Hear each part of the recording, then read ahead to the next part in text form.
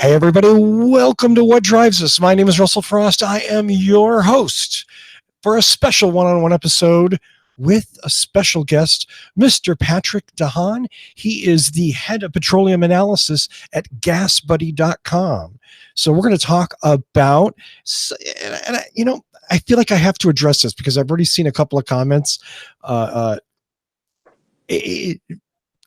There's This is not us promoting the inherently evil fossil fuel. This is us dealing with something that we all deal with in almost everything, whether it's there's all kinds of fossil fuel involvement in our life. I'm certainly not here to encourage that, but what we want to do is encourage smart usage of it, and wise usage of it, and minimal usage of it. And Gas Buddy is certainly a tool that you can use to help that. So if you think this is a commercial for gas, just go ahead and turn it off now. I'm cool with that. But if you're the other 99.9% of the people out there that don't think that way, stay and enjoy some time, and maybe we'll all learn something. Hi, Patrick. Hello, and thanks for having me.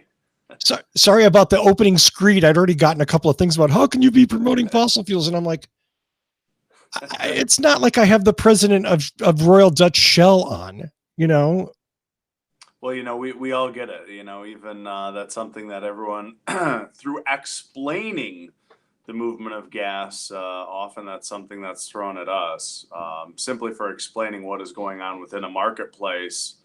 Inevitably, there are some aligned with the fact that what we may be doing, talking about oil, is something that we should just bury and pretend it's not there. But for the rest of us, this is something we use on a daily basis. And unfortunately, not all of us have the ability to go out and buy an electric vehicle. I haven't seen a plane that runs on battery power and solar power just yet. So there's still some aspects of our lives that we rely on petroleum. Absolutely. Absolutely. And like I said, I think it's incumbent upon us to use those resources as wisely as we can. That means not giving away money on it. That means using as little of it as we can. That's right. So what sparked this for me is I want to talk to somebody who actually knows something about why gas costs what it does. And that's such a loaded, but we could go for hours and hours too, It's one of those things that I feel like, and that's my background, is having watched this for the better part of 15 years now, watching how markets move. And I had a lot of the similar questions that I see often asked now. Why does this happen? Why does this happen in response to this? So on and so forth. So hopefully we can address some of those questions. Okay. And I realize, again, this is at least by state, it changes, right? California gas prices are different than Florida for reasons intrinsic to those states. And then, of course, there's federal taxes and regulations or whatever. But not only is it a matter of scarcity or of corporate greed, it's a matter of government involvement. Is that fair? Yeah. Okay. Yeah, I think there's a lot of that, Uncle Sam certainly takes a lot of it as well.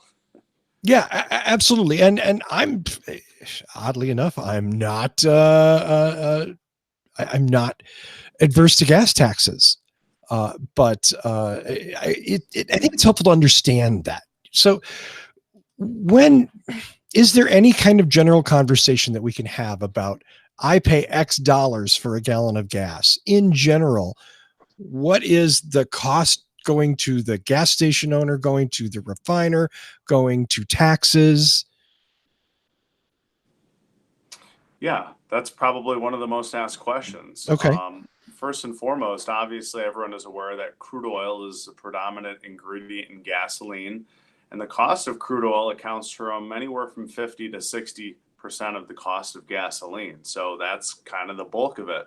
After that, really the second priciest aspect to gasoline is tax. California leads the nation with a carbon tax. They also have the second highest gasoline tax in the country, about 73 cents per gallon, and it's going up again in July. So taxation directly affects how much you pay at the pump. The cost of refining is about the third ingredient in what you're paying, and that can vary from 12 to 16%, sometimes even 20 or 25%. in California, that higher percentage is possible when other refineries go out of service. That generally boosts prices. And then when you get down to the station level, and by the way, from the wellhead to when you fill up, more of the money is being made up the chain. That is producing the oil coming out of the ground, Uncle Sam. And then as you get closer to the pump, the margin shrinks. And what your average gas station makes, well, maybe 15 cents a gallon. Some days it could be that they lose money selling gasoline. And some days it could be that they do better, maybe a 30 or 40 cent a gallon margin. But I will say this, probably a common misconception. But the truth is that gas stations hate rising prices just like we do, probably even more so. It affects their business. That's when they generally lose money. Gas stations would rather have low prices than high prices. Sure, sure. And that makes sense. And that also sort of explains how, if you're a really close watcher, your gas station price fluctuates every day. And that's, I'm guessing, a big function of a small retailer trying to eke out as much as they can every day. Well, it could be that, but the price of gasoline as a commodity, it's changing in price, just like the stock market is changing every second. The value of gasoline is fluctuating as well based on supply and demand factors, not only here in the US, but a big piece of what's going on right now is the battle between the US and China when it comes to trade. And that has repercussions for the price of oil as well. So there's so many different pieces to the puzzle when it comes to why gas prices fluctuate. And sure, some of it is playing with the margin, but a lot of it is the fact that it's a commodity and it's going to change in price every day because we use so much of it. So any little change to global supply and demand is going to have a small effect. Okay. So, and again, forgive me if this betrays gross ignorance of this thing, but let's liken gas prices to gold prices. To whatever extent, I'm not saying that they're linked at all. I'm just saying, here's one commodity, here's another commodity. Mm-hmm. A jeweler buys gold at $1,500 an ounce, which they'd be crazy to do today, but 5 years ago, that was probably the going rate. They make their stuff out of it, and that's their hard cost. If gold goes down as it has, and they still have inventory from that time, I don't know that we see that reflected in prices, and maybe that's just the difference in that jewelry market versus petroleum. But the gas that you're pumping is what, at least 2 months old, from being in the ground. Well, a lot of the gasoline supply in this country, the oil is probably over 2 months old that's going into the refinery, but gasoline is very much a just-in-time product, meaning that gasoline that you're filling up with today was probably produced in the last 1 to 2 weeks. Oh, okay. There is certainly a shelf life to it, but not too unfamiliar from gold, which is also a commodity, well, less of a commodity, more of a precious metal, but finite amount of gold. And so, a lot of the factors are going to be different, but one thing is very similar is that when there is economic uncertainty, that's when the price of gold goes up. Everyone uses that as a safe haven because gold has been around, it has value, and that's why the price of gold can fluctuate. If there is economic growth, prosperity, if things are going well, the price of gold may go down. Whereas in times of uncertainty, investors buy gold because they know it has this tangible, long-lasting value. And you can't really, holding on to a 5-gallon jerry can, not as great an investment long term. That's right. It certainly doesn't pay a dividend. That gasoline does not grow. In fact, it has a shelf life, and then a matter of a year or two, that gasoline would be rendered basically inert. It probably wouldn't burn real well in your automobile. Right. And just because of supply and demand, that's not really an issue unless you're driving a Chevy Volt or something, which of course takes care of that problem. That's right. Yeah. Automatically. Talk to me about Gas Buddy for a second. Why Gas Buddy? Why do I this is your commercial spot? Well, what Gas Buddy's been doing is I feel is a very noble cause, and that's the fact that Gas Buddy's been around now close to 20 years. Our main mission started as helping motorists be empowered by having the knowledge of what gas prices are near them, empowered to find the lower price, as you had mentioned earlier. part of what we do is to help minimize the impact to our lives from gasoline, and pricing is one of the ways to do that. So Gas Buddy is basically a price tracker of gas stations throughout the US and Canada and in Australia as well. And we have volunteers reporting prices to us.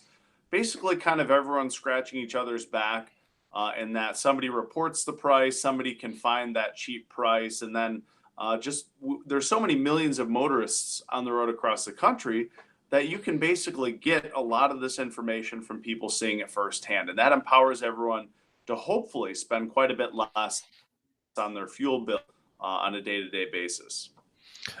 This is somewhat like Waze in that it's a crowdsourced information. Do you pull any pricing information from official sources or from refiners or retailers? We do. We do have programs that retailers can send us their prices directly. That's kind of the way. And before crowdsourcing was even a term, I think Gas Buddy was kind of a pioneer in leveraging that data. I mean, back in 2000, the dot-com era, there were no smartphones, and crowdsourcing wasn't really a thing. Crowdsourcing has really seen an increase, obviously, with the boom of smartphone devices. And I mean, this is just kind of a natural fit, and that we've seen our user base go up as smartphones have hit the road because, hey, that's the time when we need to find the cheapest gas. It's not at home from a desktop computer. It's exactly when you're out on the road. I not long ago I drove from Texas back to San Diego with some friends, and we were on Gas Buddy looking at the prices. That's a great thing. I mean, why pay more, right? This is something that it's not an enjoyable purchase. You have to do it. It empowers you to enjoy a road trip, but why spend $50 on a road trip when you could maybe spend $40 on a road trip? Absolutely. And in a larger vehicle, we had a small moving truck. It was, certainly a significant amount of money. If its gas is 50 cents a gallon more on right next to the freeway than if you drive a mile into town, it's well worth it to drive into town for a mile. Now, for most people, maybe that's not a thing. I don't know. I think we all like to believe that we're getting good value for what we spend. Of course. That's exactly it. And that's, kind of how Gas Buddy's grown. And by the way, it's a free app for iPhone and Android devices. We're powered by the ads on there. That's how I have a job and how I communicate, how to save motorists money. One interesting thing here, looking at prices, is there's so many of these regular questions on why gas prices fluctuate. And of course, prices are all over the map. They're close to $4 a gallon in California, but then you go to Louisiana and prices are in the 250s and 240s. That's a massive $1.50 per gallon spread. And there's just so many questions that pour in. Well, why is Louisiana so cheap? Why is California so expensive? And there's an incredible amount of information out there. Of course, not all of it's easy to get to, but I think so many of us, gas prices are so conversational. Nobody brags, oh, hey, I paid $6 for gas. But like you said, we all want a deal. Gasoline is not necessarily one of those fun purchases. So nobody really looks for a higher price and says, I can't wait to pay more. Right. It's like, look, I just bought a Rolex. It's not the same way as spending, hey, I just put $125 in my gas tank. You are so awesome. So back to the pricing thing, because my kid lives in Florida. I live in San Diego, and it's a regular conversation between us. Ha ha ha. I just filled up the car for $1.89. Ha ha ha. I just paid $4.05. Yeah, right. And I think, well, I know there are refineries not 60 miles away from my house. I know there are refineries near her house too, in New Orleans and Louisiana. So aside from taxes, are taxes the difference there? Is there something else going on? Well, there is. For all practical purposes, the U.S. is broken down into what we call petroleum. You could call them different regions. Right. The Energy Information Administration, for purpose of supply and demand, looks at these 5 regions. They're called PADs. Essentially, PAD stands for Petroleum Administration for Defense Districts. This was back something that was done during World War 2 to basically cut the country. And depending on what's going on in a different pad, you'll notice there the West Coast is its own pad. It's pad number 5, and prices generally fluctuate within each one of those 5 regions based on the supply and demand factors that are influencing each region. And that's why the South tends to be cheaper. Supply tends to be more. There's more refineries there. The West Coast tends to be more expensive, but there's a lot of interconnectedness between these pads, with the exception of the West Coast pad. And that's why prices skyrocket in California when there's a refinery issue, because California does not have the level of connectedness, kind of like the electricity grid. What would happen if California was on its own? There was a natural disaster and nobody could supply California with electricity. Well, prices would go through the roof because there's just not enough of it. And just like gasoline, electricity is a finite resource at the time. So that's generally what happens is that prices vary from region to region, but taxation certainly is a big piece of the puzzle as well. It certainly can account for as much as 77 cents per gallon in Pennsylvania. That's the total amount of taxes. Whereas if you go to Alaska, it accounts for only 26 cents a gallon. So there's a huge spread even with taxes. But the rest of the difference state to state is generally what's going on within that region. Refineries, are they doing well? Is supply ample? And that's why in California, you may see prices jump 30 cents after a refinery fire. Right. But in the Gulf Coast, they may not move at all because there's some insulation there between the West Coast and the rest of the country. But keep in mind, the number of refineries in the Gulf Coast is significantly greater than California. So if there's a refinery issue in the Gulf Coast, there's a lot of different refineries that can basically make up for the loss. Whereas in California, there's very little room for error. There's not a refinery that can just make up for the loss in California, and that impacts the price you pay. Okay, that makes sense. I get that. I understand that finally. Yay, I feel like I've had some kind of... So these pads sort of enforce that. I mean, there's 2 main issues, is if I understand part of what you're saying, at least. It's the amount of infrastructure in that area and the interconnectedness of it. And just these pads structurally may contribute to that as well. That's exactly it. Okay. Pads play a big role, and for government purposes, they look at inventory levels in each one of these pads, and that kind of makes or break prices in each region. If there's a refinery outage, and then a week later the government shows that pad saw a big decline in supply, you can bet your bottom dollar that prices are about to go up or already have gone up. So this is all a market-based pricing system. Whereas if some issue happens in California, think of gasoline. Buyer and sellers are meeting. Oil companies don't arbitrarily set prices.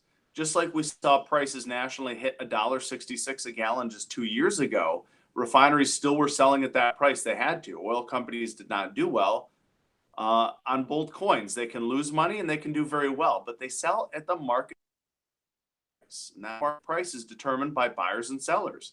If you have 20 million potential buyers and 1 seller, the price is going to be sky high. And that's why these refineries matter so much. There's only 134 or so of them in the country. So if one of them goes down, it simply means that there's going to be more demand for that other gasoline from other refineries. And extra shipping costs, or, if it can't be piped, I suppose. Well, it all, once it's gas, it goes by truck, right? It doesn't go by pipeline. No, it does go by pipeline. It does go by pipeline. Enough, okay. Most of the gasoline, there are separate pipelines for oil and gasoline, what you'd call refined products. Gasoline, jet fuel, diesel can move in the same pipeline, but those pipelines are different from what carry crude oil. Okay. Are there any other factors as far as that go into the gas price that we haven't discussed? Oh, very much so. I think now recently, weather certainly can play a role. I had a question just a few days ago. Will the flooding in the Midwest affect prices? Now, normally it doesn't. It would take a very large weather event like a hurricane, which, if we remember back to Hurricane Harvey, knocked out a lot of refineries in the Gulf Coast. And then again, you're talking about supply and demand. All of a sudden, supply drops because Harvey knocks out refineries, and you have a consistent amount of demand. People aren't stopping going to work in other areas of the country, so demand is still strong. Very much like that, demand remains robust. So, yeah, on a daily basis, weather events like flooding, which knocked out a refinery in Oklahoma because of tremendous flooding, that could eventually affect prices. But small scale weather events, tornadoes, really don't have much. We use so much and produce so much gasoline that it would have to be a very big event, like a major hurricane threatening infrastructure, for gas prices to Okay. fluctuate. There was a phrase that used to go around in the alt car fossil fuel watching community, peak oil. It was super popular Mm. 10, 15 years ago. You almost never hear it now. And it's one of those things that I know I'm not smart enough to figure out. Some of the arguments where it made sense. Mm-hmm. That doesn't mean that I understand the amount of that resource that's available, but the idea of saying any resource is finite, well, the question is how finite, right? So do you have a take on peak oil? Well, I tend to look at things from fact. Opinion, everyone's got one, but that doesn't really help out. So I'll try and lay it out from a factual basis. Is that peak oil, the concern back in the 70s was, of course, inevitably, this substance you're taking that has taken, thousands of years to form, you're removing from the earth millions and millions of barrels of oil per day. It's eventually probably going to run out. I mean, it really wouldn't take a rocket scientist to add up the 2 + 2, is that you're using something that takes thousands of years to form and you're removing a lot of it in like the last 100 years. But what has happened since that, peak oil theory really started to show up in the 70s after the oil embargo? That was the worry. But there have been new drilling techniques that have allowed oil companies to extract additional oil from previous oil fields. Let's just summarize like this. Oil companies used to just stick a giant drill bit in the ground, and at the bottom of it, oil might come shooting up.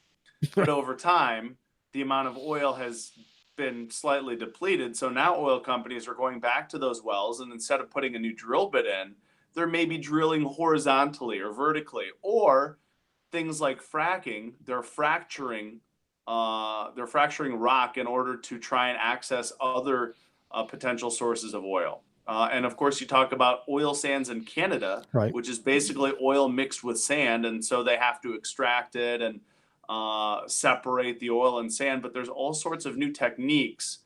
Ingenuity has allowed for us to continue increasing how much oil we're producing. And now the U.S. is producing about 12.2 million barrels of oil per day. That's the most. We produce the most amount of oil in the world, but we're still consuming as a country more than that. We consume about 20 million barrels. So even though production is at record levels, we're still importing a lot of it. Right. I think, what was it? I just saw a thing that said we, the top oil producing, I think it was 13% Well, the U.S., that of what we 13% consume. certainly could be, yes. That certainly, I mean, we're at about 12.2 million barrels. OPEC still controls about 33 million barrels, but the global economy consumes about 100 million barrels. So that 13% would be right on par. Okay. So, I mean, and it's sort of that, and I think this is the leftover from the 70s, which is OPEC's controlling our future. They have their hand, and it's actually us, Canada. I don't know, where is it? Not Venezuela's not that big, not Well, anymore. no, but they do have the world's largest proven oil reserves, but they really have fallen off the planet when it comes to oil production Yeah. because of really under former President Hugo Chavez, which took over and seized a lot of private oil industry infrastructure and just, tried to suck every penny he could out of it without spending any money on reinvesting into that infrastructure. So it's crumbled. Yeah. But yeah, the U.S., Russia, Saudi Arabia, the three largest oil producers. Iran, Venezuela have a lot of potential, but we have issues with both of them right now. Venezuela is crumbling, and Iran, of course, the nuclear deal, and President Trump sanctioned them. So now making it very difficult for that oil to flow out of Iran. Those are really some of the biggest oil producers or potential oil producers in the world today. Interesting. Is there any other sources for this that have been developed recently? And I'd be remiss if I didn't even mention Canada. Our Right. neighbor to the north certainly produces a lot of it. And back to your question now, which was what? No, no, no. Are there any other potential sources that you're aware of that maybe people aren't familiar with, or? Not a whole lot. I mean, really, what we've seen, and perhaps the real interesting thing is, oil is not all oil, of course. A lot of us think about it, but look at it this way: you go to the auto parts store, and your car requires certain weight and gravity oil. Right. There are so many different types of oil that come above the surface as well. There's dozens of types of oils, and each have different qualities. And And right now, we're kind of in a predicament. no, no, no, Go no. I was ahead. going to say light sweet crude is the only thing. I mean, there's different grades of crude oil. Exactly, and it's kind of funny. You may hear of light sweet or sweet and sour are the two Oh, types. Sweet is and now I'm getting hungry here for lunch, but sweet sweet tends to be higher gravity, which was more desirable, and light heavy or sour crude oil, just as it sounds. There's more pollutants in that have to be removed. Think about sulfur. oh, That has to come out of that. And U.S. refineries have a huge source of heavy crude oil. Canada, a lot of Canada's crude oil is heavy crude oil. And so refineries have gotten used to and upgraded their refineries to be able to refine more of that heavy crude oil, which requires more refining than light sweet crude oil. Um, Light sweet crude oil doesn't require as much work to remove all those pollutants or what you might call almost sure. contaminants. But now Venezuela, which basically had the bulk of their oil was heavy oil, has disappeared. Their crumbling infrastructure. Iran also produces very heavy crude oil, sanctions on them. And now in the marketplace, there's almost a shortage, not really a shortage, but there's a lack of enough heavy oil. And it's real interesting. A lot of what California produces is very light, sweet crude oil. Canada produces heavy crude oil. You go down to Texas, Louisiana, there's both types of it. But even that, I mean, that enters into the economics of what you're paying at the pump. So you lose a lot of that heavy oil the market is starting to rely on, and all of a sudden, different prices of oil are fluctuating differently. But this just enters into the equation so much of this that the average motorist probably is not aware of. Wow. I I want to talk about. I don't know. I use Gas Buddy to find inexpensive gasoline. Usually when I'm on the road, I don't use it a lot Mm-hmm. when I'm at home. Nothing wrong with doing that. And if I was probably smarter, I'd probably check before I went out. But my vehicle's very, very fuel efficient, so I don't use that much gas. Um, and it's hugely helpful again when you're traveling in a completely alien environment. Is the gas at this exit going to be horribly overpriced? And then, oh, if I gone one exit more, Right. do you have any kind of? I mean, is there sort of like a? I don't want to say ideal user, but who uses Gas Buddy? Well, the more you drive, probably the more you've heard about Gas Buddy. Not just your casual traveler, somebody who is more conscious of how much they're spending on gas. And we have more users, certainly when prices are volatile. More users are saying, "Hey, I just drove down the street, and no more." Nowhere was this more true than California the last 2 months. Californians would fill up, and then down the street it might be 30 cents a gallon more expensive or cheaper. And so there's Definitely. been a huge demand for why are gas prices all over the map? I want to make sure I fill up at 359 instead of 409. And we've seen some of these social media posts that show 519 and there's people filling up there. So I What? think it's kind of the natural intuition of us to not want to have to spend more on something like this. And so our users really do range. It can be a lot of truckers may use our service to find diesel. They may buy, hundreds of gallons of diesel. Sure. But even me, I'm here in Chicago. I use a lot of mass transit from time to time. I'm a casual user as well. I do need to fill my tank up too. So, and especially road trippers, those people who are crossing state lines This is probably not spoken of enough, but you cross the state line from California into Arizona, and you get knee deep into Arizona, and suddenly the prices go from $4 down to about 250, or excuse me, 289 a gallon. So there's a massive gap Yeah. just by crossing that state line. Huge gap. This show's been on the air since 2010. And before that, I ran a fuel efficient website for 5 years. So this is a topic that's, it's always been, it's omnipresent. Mm-hmm. And for a long time, the bet was the standard line, the line that I'm probably recorded in millions of places saying, if you betting against gas prices going up, you're on the short end of that bet. Gas prices always in the long term go up. Now we're somewhere in a 3-year period where gas prices have been, crashed. Yeah, we've been relatively affordable. Yeah. Yeah, I mean, it certainly has gone down, and it wasn't that slow kind of creep. Maybe it would drop 25 cents, then go up 50 cents, then, and that sort of stair stepping up. Is this a temporary vacation? Is this a holiday that we're going to see end soon? Well, a lot of it has to do with the fact that we are producing more crude oil than we ever have before. So we're more insulated to global supply and demand. We're certainly not anywhere near completely energy independent. Right.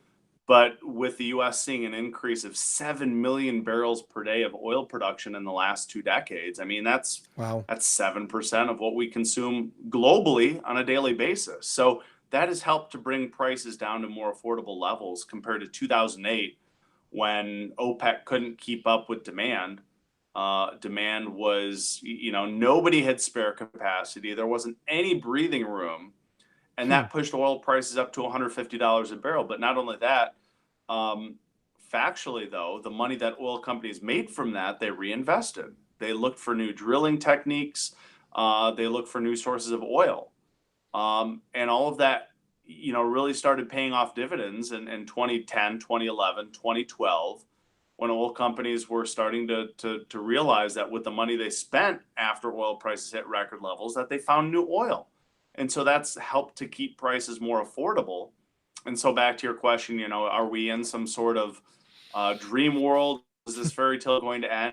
Probably not anytime soon. I think we're kind of in a new era that prices will remain more affordable. But keep in mind, even though the U.S. produces the most amount of oil of any country in the world, OPEC and its dozen plus members control about a third of all world oil production. So if OPEC were to come in and say, hey, we're going to stop pumping oil for a day or two, that would really throw everything amok. So OPEC still does have power.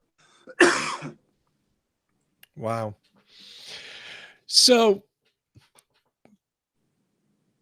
there's no long-term bet against big SUVs and trucks. You know what I mean? Like, and that's been the determining factor. I had a Jeep at one point, which luckily we sold right before oil skyrocketed and everybody was basically just giving away their SUVs for a few years. Now, the bigger the better, everybody wants a V12 in their truck for some reason. Yeah, that's right. Americans continue to go back to those gas guzzling vehicles, and even in the midst of electric vehicles and alternative fuels, the American consumer still likes big cars. Yeah. The bigger it's always been my thing. You okay there? I don't want to lose you in mid. Yeah, I've had a little bit of cough here, but maybe talking too much about gas prices lately. I was just going to say it's something about, there's a joke in here about exhaust fumes that I'm not going to make. You know what? Let's wrap this up because we're doing well on time, and I want to end this. I want to give you a chance. Is there anything else you want to tell everybody about Gas Buddy, or about what you do, or what you think the future holds? I leave it to you, sir. Well, you know what? There have been a lot of questions on what we'll see this summer, and I'll summarize it like this: average gas prices will probably be very similar, slightly cheaper than we saw last year, but do keep attention to what's going on between the U.S. and China, Iran. Those are all issues. And of course, my quick ad would be to say, hey, download the Gas Buddy app. Not to keep me in a job necessarily, but it's just a smart thing to do, is save 5, 10, 20 cents a gallon. It adds up to, $100, $200 a year. Keep more money in your pocket. that's the way I am, and that's what I would recommend for everyone out there. So well said. So very well said. Absolutely. I've used Gas Buddy for a long time. My friend, in fact, oddly enough, coincidentally in Chicago, co-host on What Drives Us, has been the Gas Buddy cheerleader. He turned me on to it. Yeah. So you guys know each other? Or is that? No, that's right. We're in some sort of cahoots, even though I'm not really sure. Right. We're very much car culture here. And I guess I'll say that folks in Chicago are really smart when it comes to filling up their tanks for less. Yeah. And Tony knows how to make a gallon of gas go a long way. That's for sure. So thank you so much for spending your time with us today. I appreciate it. Maybe we'll have some follow-up someday. Have you back on? Absolutely. I would love to do that. I hate to make you commit to that on air. That's so unfair. Like I'd love to be back. I appreciate the opportunity to be here today, and I'd love to come back and answer some more questions. Fantastic. Well, Patrick, thank you so much for coming on. Sorry. Oh, come on. There we go. Thank you so much for coming on. You can find, you won't find Patrick. He is Gas Buddy Guy, at Gas Buddy Guy on Twitter. And of course, Gas Buddy on Twitter is at Gas Buddy. Go to gasbuddy.com on your browser or download the app for your phone. It's super handy if you travel, again, especially long distance traveling. I highly recommend it. Like Waze, it's one of my things. There you go. Saving money. It's always a good thing to be a part of. Absolutely. So thanks so much. And wow. Get out of there. Sorry. My little mixer is going crazy. Thanks to all of you for watching. We'll be doing our show, our regular show tonight at 9 p.m. Eastern, 6 p.m. Pacific. And you'll also see me on the Tesla Life an hour earlier. So Patrick, thanks again for coming on. And thanks to all of you for watching. We'll see you next time. Drive safe.